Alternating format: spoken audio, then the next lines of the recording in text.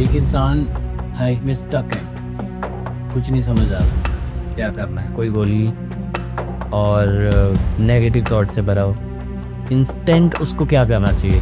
There is no instant relief. Life coach क्या करता है? लाइफ कोच आपके समय को चेंज कर देता है।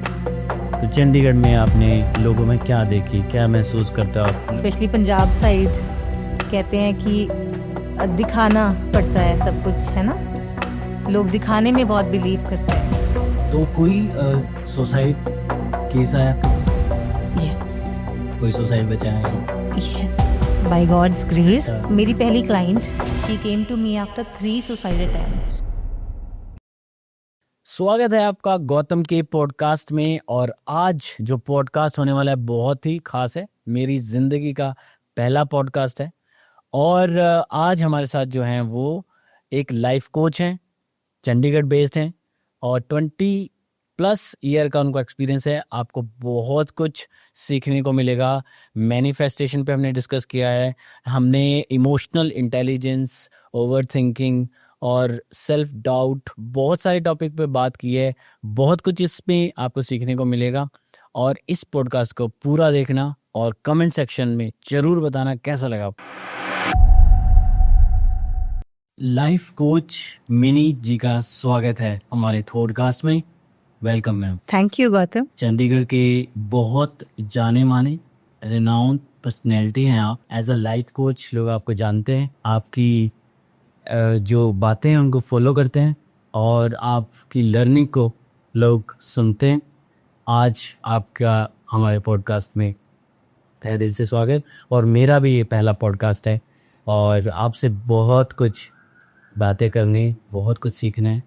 रॉ फॉर्म में बात करेंगे, अनफिल्टर्ड फॉर्म में बात करेंगे, कोई स्क्रिप्ट नहीं है, जो दिल में है वो बात करेंगे। लाइफ कोच क्या करता है आम इंसान की ज़िंदगी में?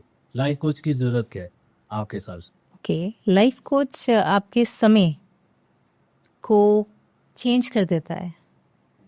जो काम आपने शायद 2 साल में करना है वो शायद 2 या 4 महीने में करवा देगा आपके साथ, क्योंकि वो आपके साथ वर्कआउट करता है। वो आपको कभी, जब आप अकेले होते हैं, आप थक जाते हैं, आप कहीं स्टक हो जाते हैं, वो आपको उन सब सिचुएशन से बाहर निकाल के आपकी स्पीड को, आपको सही दिशा की तरफ ले जाता है। कुछ लोगों को लाइफ कोच का जो वर्ड है उसके बारे में नहीं पता, मुझे भी नहीं पता था। Okay. तो इनिशियली मुझे सिर्फ मोटिवेशन स्पीकर वर्ड के बारे में पता था। तो आप लाइफ कोच को डेफिनेशन कैसे रिलेट करना चाहते हो? पुराने टाइम में, जैसे हम पुराने इतिहास में अगर जाएं तो क्या लाइफ कोच होते थे, किस फॉर्म में होते थे? और आज की जो लाइफ कोच है वो क्या, वो गुरु जो कह सकते हैं हम, हमारे गुरुवज? तो भी इस बारे में आप क्या सोचते हैं?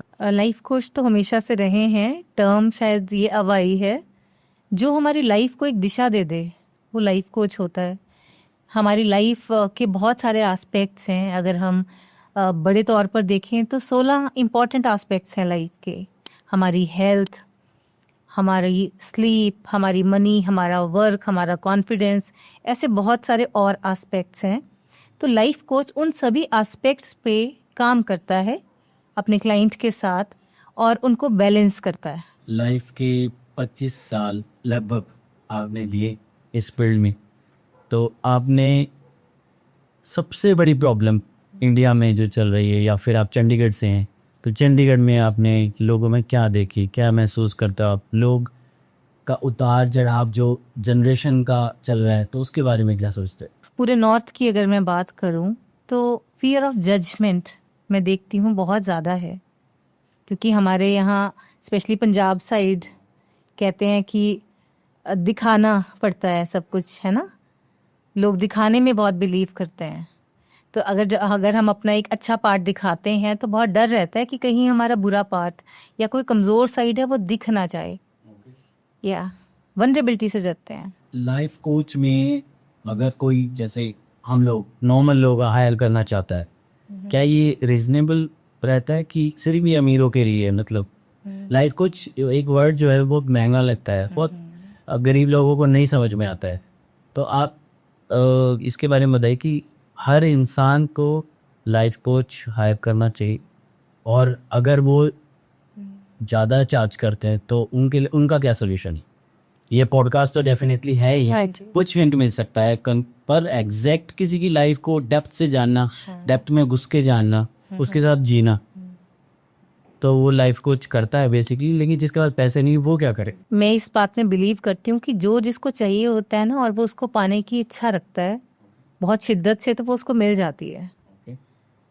और लाइफ कोच, और जो आपने बोला कि लाइफ कोचिंग एक्सपेंसिव है, कोई चीज़ भी एक्सपेंसिव तब लगती है जब मुझे लगता है या तो मेरे पास उतने पैसे नहीं हैं या मुझे लगता है कि वो एक्सपेंसिव है।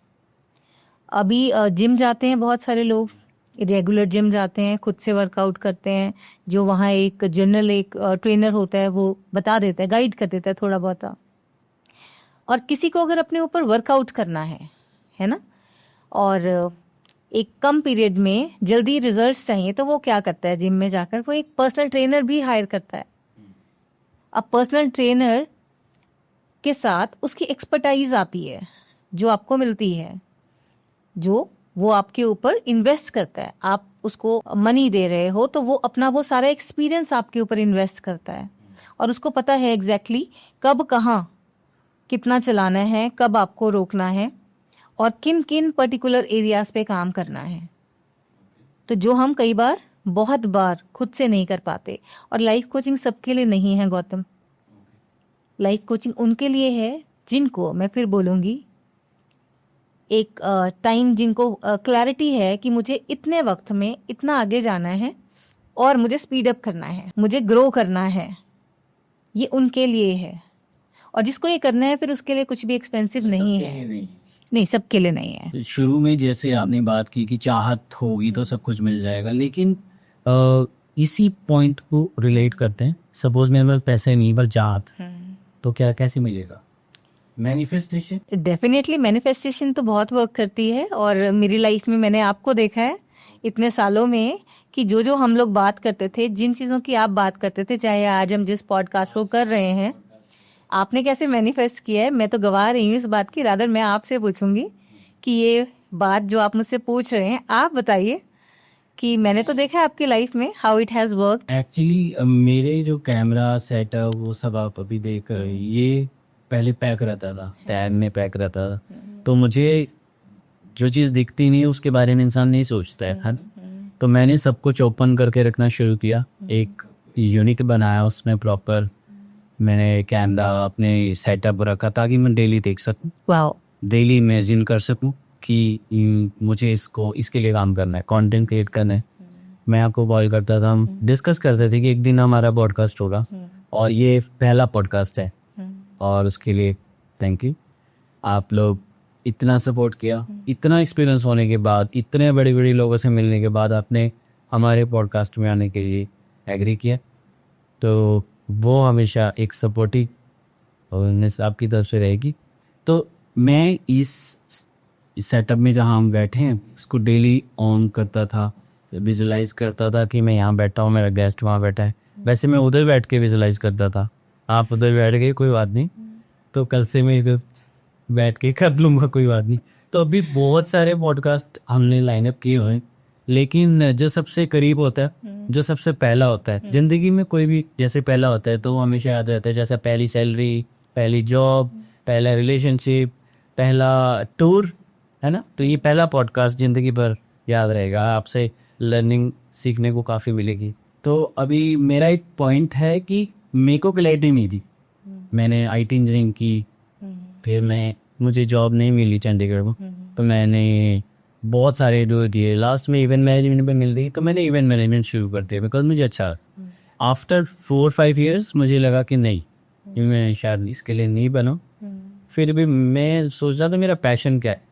तो बहुत सारे लोगों को पता ही नहीं है कि उनका पैशन क्या है, वो किस में अच्छे हैं, किस में बुरे हैं, क्या उनकी स्ट्रेंथ है, क्या उनकी वीकनेस है, शॉर्ट एनालिसिस क्या होता है, स्ट्रेंथ वीकनेस, वो सब चीज़ें वो भी मुझे नहीं पता था। मुझे थोड़ा थोड़ा पता चला, आपसे मैंने DMIT करवाया, जिससे मुझे क्रिएटिव हुई।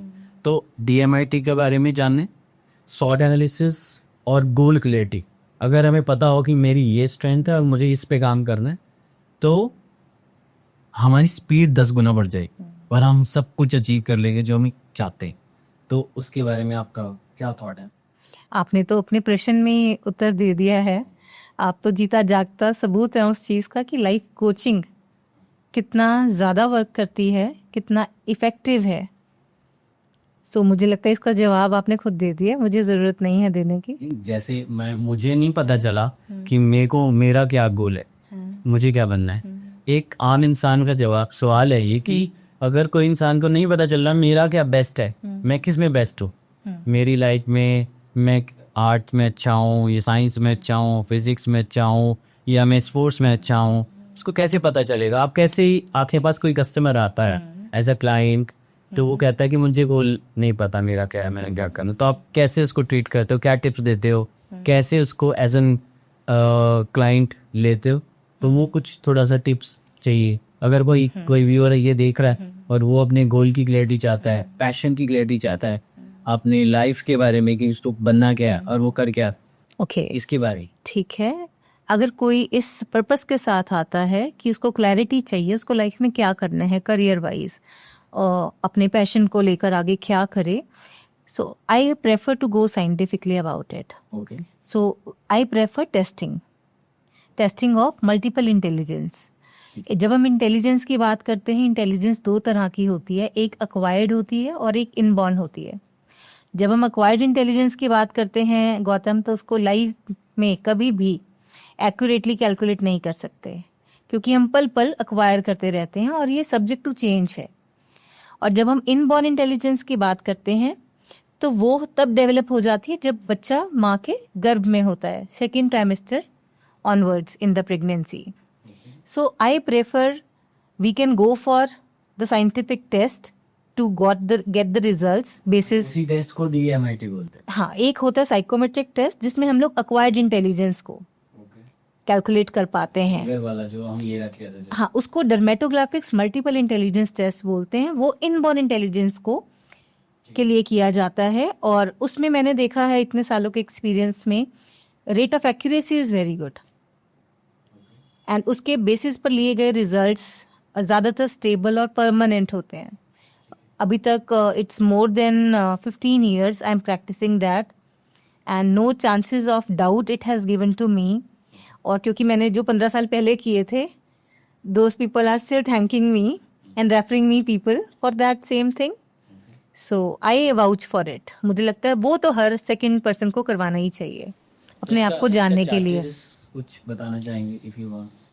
Okay, it is just like it is combination of two things. One is कि जो लैब उसको एनालिसिस कर रही है वो इंटरनेशनली और सर्टिफाइड होनी चाहिए, उसकी क्रेडिबिलिटी होनी चाहिए, वो मैटर करता है।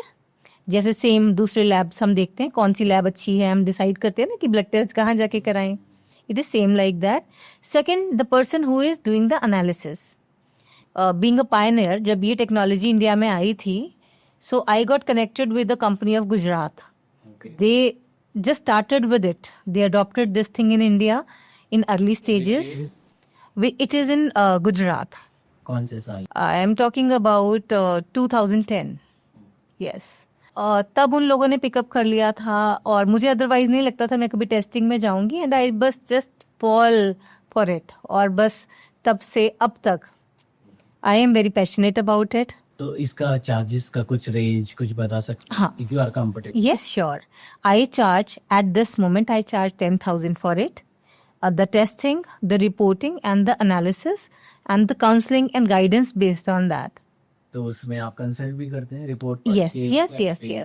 Yes. हम लोग पहले फिंगरप्रिंट्स के थ्रू ये टेस्ट लेते हैं and we don't ask anything, है ना, आपने तो करवाया है, आपको पता है। उसके बाद हम लैब में भेज देते हैं। लैब से रिजल्ट्स आते हैं, 68 पेजेस की पूरी रिपोर्ट आती है and it covers all the brain areas दोनों तरफ, 5 lobes this side and 5 lobes this side and 10 multiple intelligences are there. So it comes out about everything about that person, it brings on those pages. तो ये सबसे ज्यादा important आपको क्या लगता है कि किन को कराना चाहिए आज के टाइम में? मुझे लगता है ये कम से कम, जितना कम से कम एज में हो सके हमें ये कराना चाहिए। तो इंटरनेशनली तो लोग सब लोग वेस्ट में ही सब करते ही हैं, तो इंडिया में नहीं ये इतना चलन है अभी अभी धीरे धीरे अवेयरनेस नहीं है, ये सब धीरे धीरे नहीं है कि अब तो बहुत है। लेनी है या फिजिक्स लेनी है, स्पोर्ट्स चूज करना है या फिर मास कम्युनिकेशन में जाना है, वो सब चीज़ों क्लियरिटी से मिल। बिल्कुल, और साइंटिफिकली तो मिलती ये है। कितने दिन का प्रोसेस रहेगा लगभग? 24 घंटे से लेकर 48 घंटे मेरा तक का। तो आपने एक ही दिन में शायद कर दिया। अगर कोई क्लाइंट, इमरजेंसी थी। हाँ जी, जब कोई क्लाइंट ऐसे आता है कि हम मुझे एक ही दिन में मैं यहाँ हूँ अवेलेबल, चंडीगढ़ में आए हूँ, बहुत से लोग बाहर से आते हैं, वो हमें एक दिन पहले इन्फॉर्म करते हैं। तो हम लैब में, क्योंकि लैब में पूरी दुनिया से रिपोर्ट्स उनको देनी होती हैं बना के, सो हम उनको पहले इन्फॉर्म करके रखते हैं कि वो स्लॉट आप हमें दे देना और उसमें आप हमारा ये रिपोर्ट पहले कर देना, and we pay them extra. तो कोई सुसाइड केस आया आपके पास? यस, कोई सुसाइड बचा है ही? Yes, by God's grace. अच्छा। मेरी पहली client, she came to me after 3 suicide attempts. She was a housewife, mother of 2 kids, and now I'm in 25 years. She is doing very well. उनके बच्चे बड़े हो गए हैं और 25 सालों में वो कभी भी मेरा बर्थडे, हवा कोई फेस्टिवल होता है, कभी भूल ही नहीं विश करना। अब वो आपको किस नज़र से, किस फीलिंग से देखते होंगे? गॉड से मतलब कंपेयर करते होंगे? शी डज, ऐसे? Yes, but it's all my God's grace, I would say. आपकी लाइफ में भी कोई ऐसा फेलियर रहा हो जिसमें आपको लगा हो कि ये मेरी लाइफ का सबसे स्ट्रगलिंग मोमेंट था, मैं यहाँ से बाउंस बैक करा, मैं वापस आई, ताकि हमारी ऑडियंस भी इंस्पायर हो सके मीनी की लाइफ से? कोई ऐसा मोमेंट आप बताना चाहेंगे? Okay, I would like to talk about uncertainty. आंसर लाइफ बचपन से बहुत अच्छी रही, शादी, बच्चे, सब कुछ अच्छा रहा और लगा कि वाओ सब सेटल्ड है और सब बड़ा अच्छा चलता रहेगा। But then uncertainty knocked. वो चीज़ें हुई जो कभी सपनों में सोची भी नहीं थी। It took really, it impacted a lot. Yes. कोई मोमेंट ऐसा रहा हो कि ये तो बड़ा, if you want to share, otherwise you can change the topic. नहीं, I think it's good now to talk about it, क्योंकि कई बार हम ना अपनी अच्छी तस्वीरें तो दिखा देते हैं, अपना बैड मोमेंट और अपना बैड फेस नहीं शेयर करते, तो बहुत से लोग फिर उनको पता ही नहीं होता that we can share it, और अगर हम शेयर करेंगे तो उसका नुकसान नहीं है। बहुत सारे लोग आपकी वीडियो देख रहे हैं, हाँ जी, वो आपकी लाइफ से लर्निंग ले सकते हैं। हाँ जी, कोई कोने में कोई गांव की लड़की आपकी वीडियो देख रही, लाइफ कोच बन सकती, वो भी शायद उसी प्रॉब्लम से जूझ रही हो जो आप निकले हो, इसलिए मैं ये वाली बात कर रहा था। ओके। जब लाइफ में अनसर्टेनिटी आई तो उसके साथ बहुत सारी एडिशनली और चीज़ें भी आ गई, जिसमें फियर बहुत बड़ा था, और वो फियर सेल्फ डाउट से शुरू हुआ, क्योंकि अनसर्टन चीज़ें हो गई ना जो कभी एक्सपेक्ट ही नहीं की थी लाइफ में, उथल पुथल हो गई लाइफ में एकदम। तो मुझे लगा कि मैं कहाँ गलत थी, मुझसे क्या गलती हो गई। तो इतने सेल्फ डाउट्स आए, और जब सेल्फ डाउट्स आए तो मैंने देखा कि डाउट सबके ऊपर ही आने लग गया फिर, और ऐसा लगा कि अरे शायद मैं दिमाग से नहीं चली, तो मुझे दिमाग से चलना चाहिए था। और बहुत लोग कहते थे तू बहुत इमोशनल है, and people usually take it as a weakness. वो 2-2.5 महीने का फेस था गौतम। मैंने सोचा ठीक है, मैं दिमाग यूज़ करके चलती हूँ, let me try that also, जो कभी किया नहीं लाइफ में। और उससे पहले ना मैंने कभी डर का सामना नहीं किया था। मैं हमेशा बड़ी कॉन्फिडेंट, बिंदास रही हूँ, केयर फ्री रही हूँ। तो डर क्या होता है, at that moment I experience कि कितना खतरनाक होता है। तो जब सबके ऊपर किस चीज का डर? डर ना एक पर्टिकुलर चीज़ का नहीं होता, मतलब आंखें बंद करने से डर लगता था, बिल्कुल आंखें बंद करने से डर लगता था। मैं आप पे विश्वास करूं या ना करूं, ट्रस्ट इशू, वो लगता था। और उसकी वजह से और मल्टीपल इश्यूज थे, है ना। ट्रस्ट इशू तो एक हो गया कॉमन। तो 2-2.5 महीने मुझे लगा कि ठीक है, मैं दिमाग का सहारा लेके चलती हूँ और वैसे कोशिश कर लेती हूँ। कहते हैं ना वो दूध का जला फिर छाछ भी फूक फूक के पीता है, तो मेरी वो कंडीशन थी एट दैट टाइम। पर 2-2.5 महीने मैंने जब ऐसे निकाले तो मुझे लगा कि मैं सफोकेट कर रही हूँ, सांस भी नहीं ली जा रही मुझसे, और मुझे लगता था I am living in hell. Then one day I decided कि मैं, जैसे लोग कहते हैं ना जो जैसा है वैसे ही चलो, आप भी उसके साथ। तो मैंने उस टाइम पर ये फिगर आउट किया कि जो जैसा है मैं वैसे नहीं चल सकती। फिर तो मैं कभी इस थाली का बैंगन, कभी इस थाली का बैंगन, कभी इस थाली का बैंगन हो जाऊंगी। आई ओन्ड माई सेल्फ कि अगर मैं इमोशनल हूँ, I am going to own it कि हाँ मैं हूँ इमोशनल, मैं हूँ sensitive, and I am a person who trust easily, that is who I am. क्योंकि मैंने वो 2-2.5 महीने ट्राई किया कि मैं डाउट करके चलूँ, ट्रस्ट ना करूँ, but I could not live that way. और फिर मुझे लगा अब ट्रस्ट कैसे करूँ। And at that time I literally went to a book shop and found out something जो मुझे वापस विश्वास करना सिखाए। अच्छा, मैं बता दूं कि इस दौरान I forgot how to be happy. ये भी उसका एक रिपरकशन था। मैं हमेशा बिना बात के भी खुश रहने वाला इंसान, और उस टाइम पर मुझे लगता था अरे खुश कैसे हूँ, खुशी महसूस ही नहीं हो रही। तो मैंने 2 तरह की किताबें ढूंढने की कोशिश की दुकान में जाके कि एक खुश कैसे होना है, दूसरा ट्रस्ट कैसे करना है। I literally got 2 books. It was a book by Rhonda Byrne. It was about how to use or apply secret. It was about the people who have actually used the book Secret. जिन्होंने manifestation पे काम किया था, उन्होंने अपने अपने incidents share किए थे। तो it was most about how the process. मैंने उसमें बुक खोल के सिर्फ वो वाला पेज पढ़ा अबाउट हैप्पीनेस, और बच्चों की तरह उन्होंने जो चीज़ें बोली थी कि ये आप प्रैक्टिस करो, मैंने वो की। Second book was Speed of Trust by Stephen Covey. वो मैंने पूरी पढ़ी, और वो इतनी मोटी किताब है, और मैंने मुझे लगता है कुछ दिनों में ख़त्म कर दी कि वापस ट्रस्ट कैसे करना और ट्रस्ट एक्चुअली में क्या है उसको समझने के लिए। आप करते हैं trust? I think when I own my self ना, I became easy and I am happy to trust people.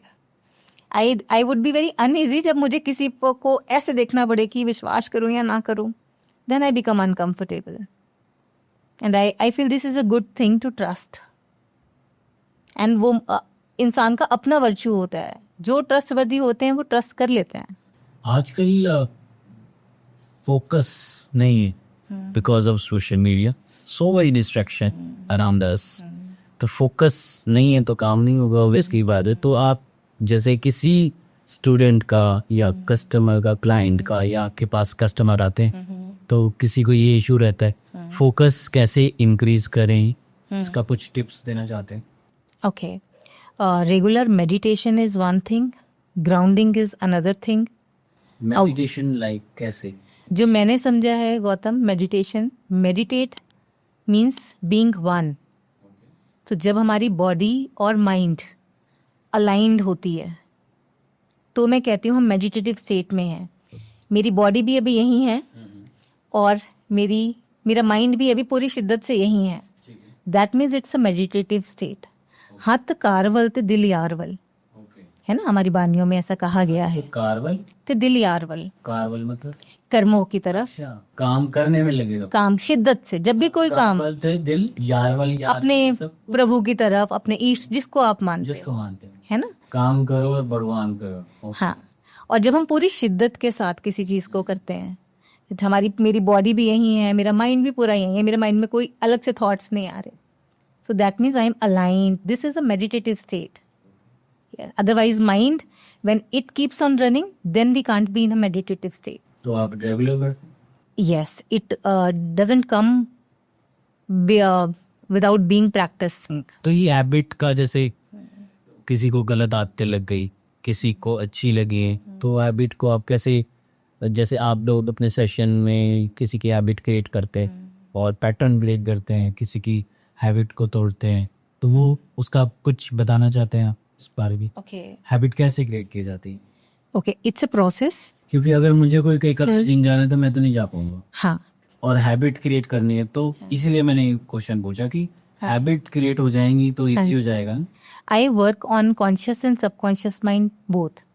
I am an international certified master hypnotist. So I use subconscious mind to bring the change. So what we do is we bring out the clarity first of all कि आपको gym जाना भी है कि नहीं है।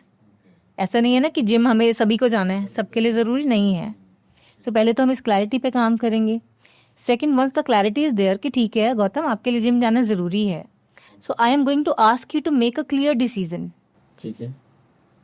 first, and if the decision is clear and you are willing for it, so I am going to download this in your subconscious mind also through therapy. So we are going to work on conscious and subconscious mind both, and then we are going to work on daily basis for it. That's what a life coach does. Yeah, तो जब तक आप gym नहीं जाएंगे और gym आपका regular routine नहीं बन जाएगा, I am not going to leave you till that time. और जब वो बन भी जाएगा, क्योंकि ह्यूमन जो माइंड है इसकी टेंडेंसी है, जब हम बच्चे होते हैं, बच्चे 3 से 5 दिन में एक नई चीज को अडेप्ट कर लेते हैं. फ्लेक्सिबल होते हैं ना बहुत, कहते हैं ना कोरा कच्ची जमीन है ना, सॉफ्ट है, टेंडर है, तो आप जल्दी कुछ सिखाओगे तो सीख जाएंगे. जैसे जैसे वही बच्चा बड़ा होता जाता है, उस माइंड में बहुत कुछ और स्टोर हो जाता है, हमारी नई beliefs, experience. Yes, that's how patterns are developed and it stays in the subconscious level of the mind.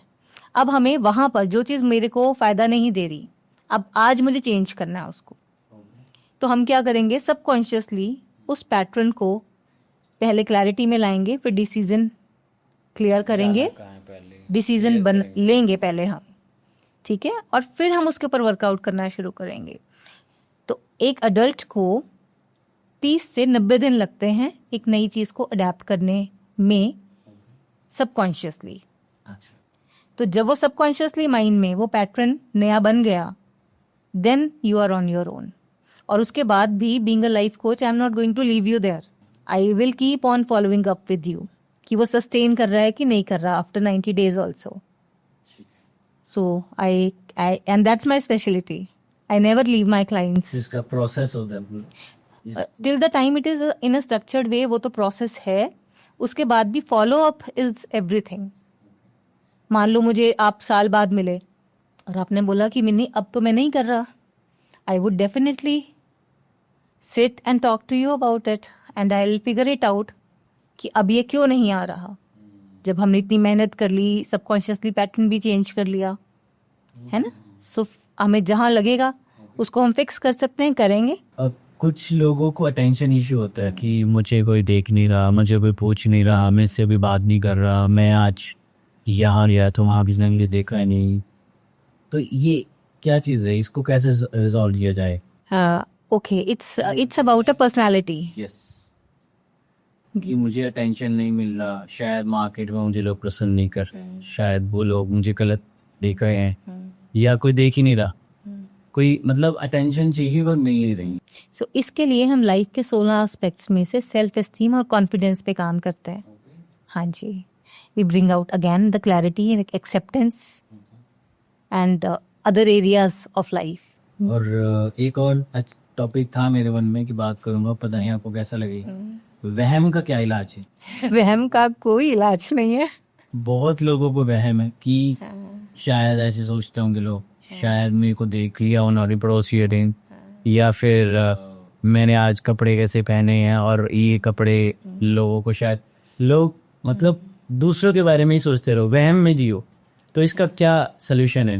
वहम का अपने आप में कोई इलाज नहीं है, बट अगर कोई इंसान चाहता है कि मुझे वहम को छोड़ना है, इस माइंडसेट से बाहर आना है, तो इसका सलूशन है. फिर हम वहम, सस्पिशियसनेस को रिप्लेस करेंगे ट्रस्ट के साथ.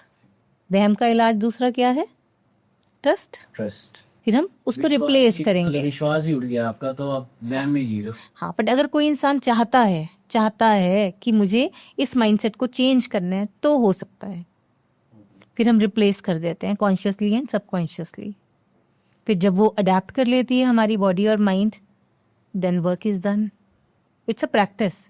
लाइफ कोच के साथ काम करना means practice, and it's not just feel good वाला प्रोसेस, है ना. लाइफ कोच तो आपको आपके डेमन से भी फेस कराएगा, आपको उससे गो थ्रू करना सिखाएगा. लाइफ कोचिंग में आपको कोपिंग स्किल्स पहले लर्न कराएगा, फिर वो आपको प्रैक्टिस करवाएगा. फिर वो आपके लाइफ में जब आ जाएंगी, तब वो बोलेगा okay now you are on your own and I am just going to keep a watch on you, that's it. That's how a life coach works, I work. सबसे ज़्यादा इम्पोर्टेंट जो आजकल के टाइम में है कि टाइम ही नहीं किसी के पास, एक दूसरे के रिश्तेदार के पास नहीं जा रहे, हम जो लोग दिन काम कर रहे हैं घर नहीं जा पा रहे, तो टाइम मैनेजमेंट कैसे कर सकते हैं और टाइम हमारा कौन खराब कर रहा है आपके अकॉर्डिंगली? टाइम मैनेजमेंट से बेसिकली क्या टिप्स आप देना? मैं पहली बात तो किसी को ब्लेम नहीं करना चाहूँगी। स्मार्टफोन्स एक रीज़न होते हैं बट उसको मैं ब्लेम नहीं कर सकती, वो हम ही हैं जो अपना टाइम खराब कर रहे होते हैं, क्योंकि चॉइस है ना हमारी।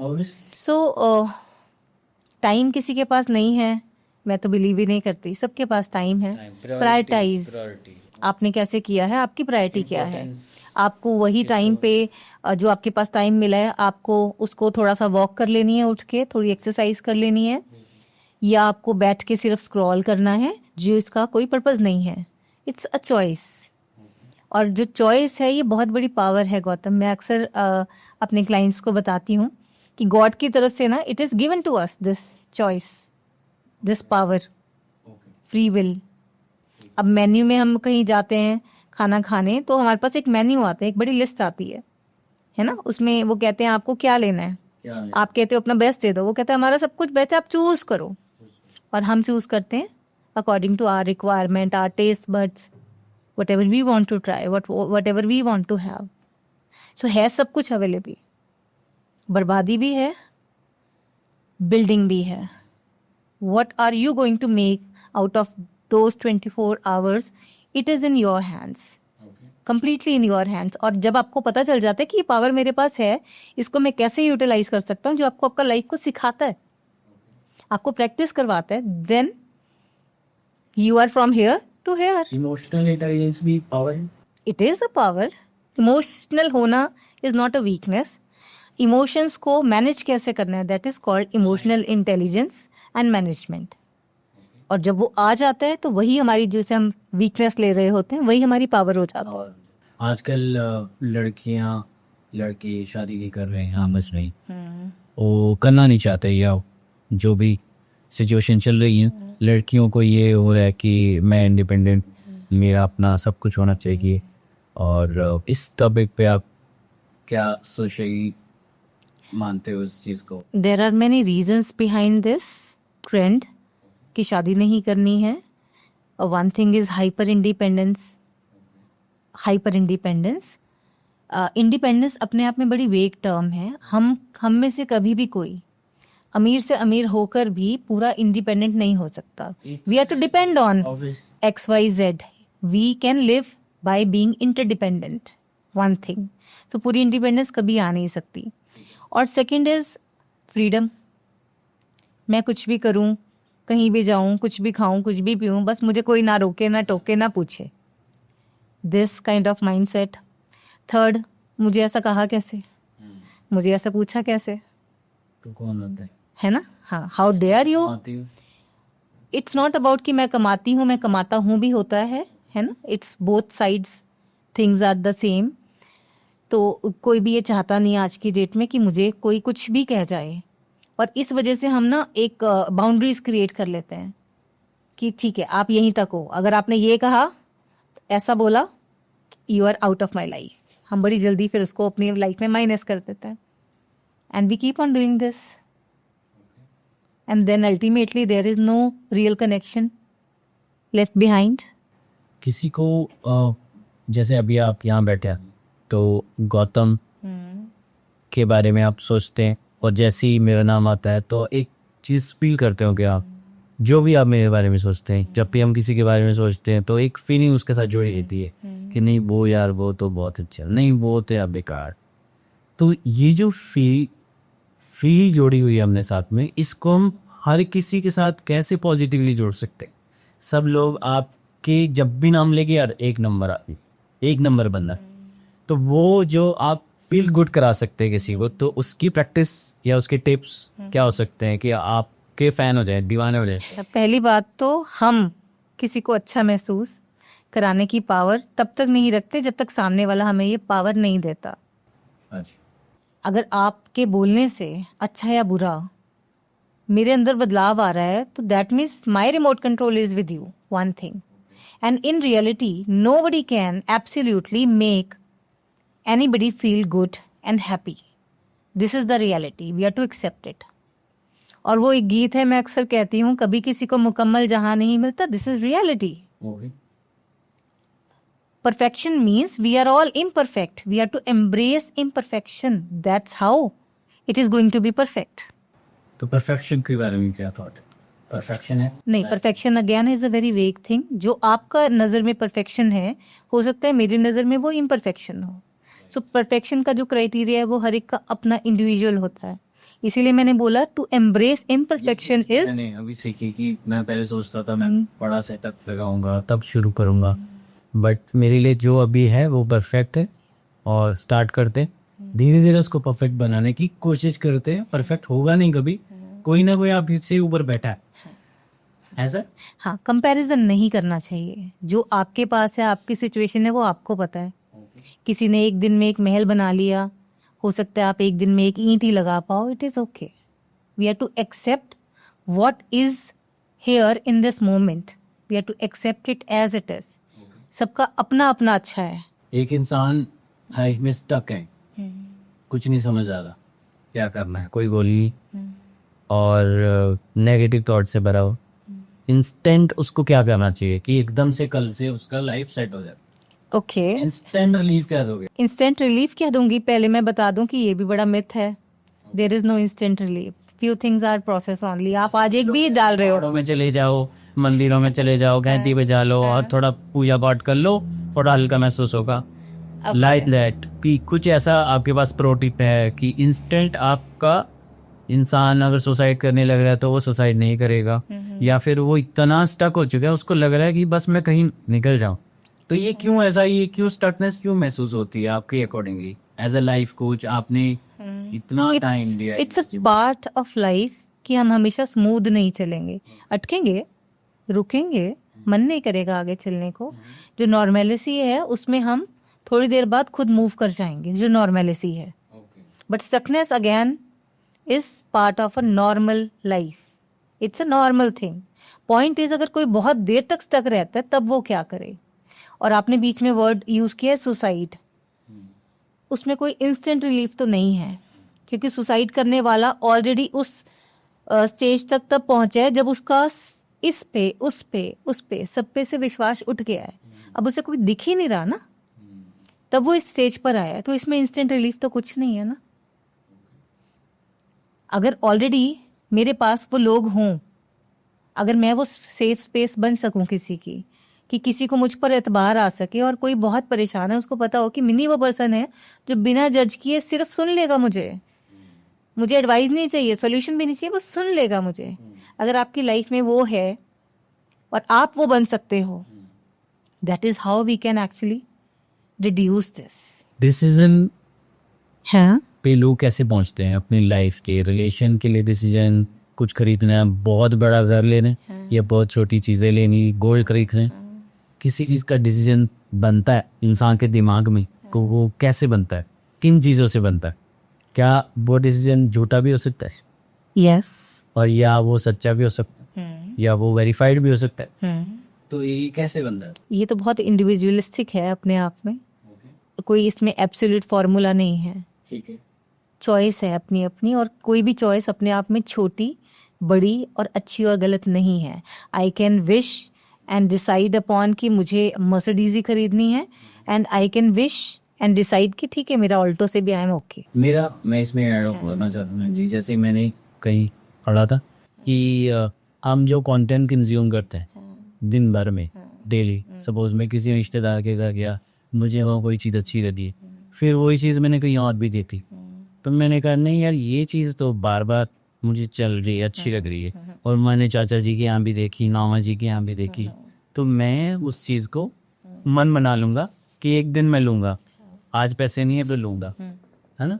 तो मैं ये मानता हूँ कि इस तरीके, मतलब डिसीजन मेकिंग इस तरीके से लोग करते हैं कि कोई चीज़ जब बार बार कंज्यूम हो रही है in the form of ads, in the form of films, या फिर सराउंडिंग्स, या फ्रेंड, किसी ने माउथ मोशन कर दी, कोई ले आया, आप इन्फ्लुएंस हैं किसी से, आप धोनी से इंस्पायर हैं, धोनी कौन सी टी शर्ट पहनता है, आप धोनी के फैन हैं, तो बाय डिफॉल्ट आप वही चीज़ें करेंगे जो कंटेंट आप पसंद करें। मेरा ये थॉट है। You are talking about basically impact, external impact, yes, कि how things people influence us, impact us. Again it's a choice कि आपको कितना इम्पैक्ट, किसका इम्पैक्ट लेना है, ये चॉइस भी आपको ही बनानी है। डिसीजन आप कुछ भी ले सकते हो। अब इंसान है तो दुख सुख तो आएंगे ही, पर हर वक्त खुश कैसे रह सकते हैं? हर वक्त खुश नहीं रह सकते गौतम, ये भी एक मिथ है। कोशिश कर सकते हैं, करनी चाहिए, बट हमारे ना कुछ इमोशंस हैं जो डिफॉल्ट हैं। तो आजकल मैं देखती हूँ बहुत। इमोशंस के बारे में बताना चाहिए कुछ, कितने टाइप के इमोशंस हैं और क्या क्या उनको, मतलब कौन से, मुझे भी ज़्यादा नहीं पता है, मैं भी जानना चाहता हूँ इमोशन टाइप्स कितने हैं। Happiness, sadness, disgust, Joy. Loneliness नहीं, वो सैडनेस के साथ आ गई ना। हाँ जी, इमोशन तो ये 5 इमोशंस हैं जो यूनिवर्सली हैं, है ना। एंगर ये एक इमोशन है। अब हम इसको ओमिट नहीं कर सकते लाइफ से, ये आएंगे। सिर्फ खुशी नहीं रह सकती हमेशा। चैनलाइज भी, you have to embrace it. ऐसा नहीं कि मुझे अगर दुख आ रहा है तो रोके, यस, रोको नहीं, रोको नहीं, रोको बोला जाता, रोना नहीं है, कम नहीं, ये तो बिल्कुल नहीं, है, रोना हाँ, ऐसा नहीं है। रोना चाहिए। Yes, it's a very healthy thing. तो अगर कोई, करता हूँ मैं कभी। अगर आपको फील हो तो, ऐसा नहीं है कि जानबूझकर रोना है। अगर आपको फील हो रही है सैडनेस, आपको उसको फील करना है पूरी बॉडी में, वो तब जाएगी। ओके, आप उसे बिना फील किए सोचो कि मैं उसको फील ही ना करूं, एस्केप कर जाऊं, that's a negative defence mechanism. बहुत सी चीज़ों को हमें प्रोसेस करने देना होता है, इमोशंस को प्रोसेस होने देना होता है, तब वो बॉडी में स्टक नहीं करते और हमें परेशान नहीं करते। बट अगर मैं प्रोसेस ही ना करूं अपने इमोशन को, फिर वो मुझे माइंड को और बॉडी वाइज प्रॉब्लम देंगे। सो टाइम को देखते हुए हमें पॉडकास्ट को यहीं पे फुल स्टॉप करना है, लेकिन इस पॉडकास्ट में बहुत कुछ लर्निंग आपसे सीखने को मिली, ऑडियंस को भी बहुत कुछ सीखने को मिलेगा। और नेक्स्ट पॉडकास्ट, नेक्स्ट अच्छे टॉपिक्स लेंगे हम। और एक चीज़ और ऐड ऑन करना चाहता हूँ इसमें, अगर किसी ने आपसे लाइव कोचिंग 1-on-1 लेनी है या कोई आपके ऑफिस विजिट करना चाहता है, तो उसका क्या प्रोसेस है वो आप थोड़ा बता सकते हैं? All appointments are pre-planned, pre-appointments are there, yes. So पहले उसको अपॉइंट है, हम डिस्क्रिप्शन में डालेंगे। Sure, you can share my Instagram profile, LinkedIn profile, and my phone number if you feel like. बिल्कुल। Yes, so anybody who wants it can connect, drop a WhatsApp or text, and fix a mutual time slot, and then we can go ahead. जैसा podcast हमने gratitude से start किया है, तो last में मैं आपको थैंक यू करना चाहता हूँ। Thank you so much from bottom of my heart कि आप पॉडकास्ट में आए, इतना टाइम दिया। और ये मेरा मतलब फर्स्ट पॉडकास्ट है, तो हमेशा याद रहेगा।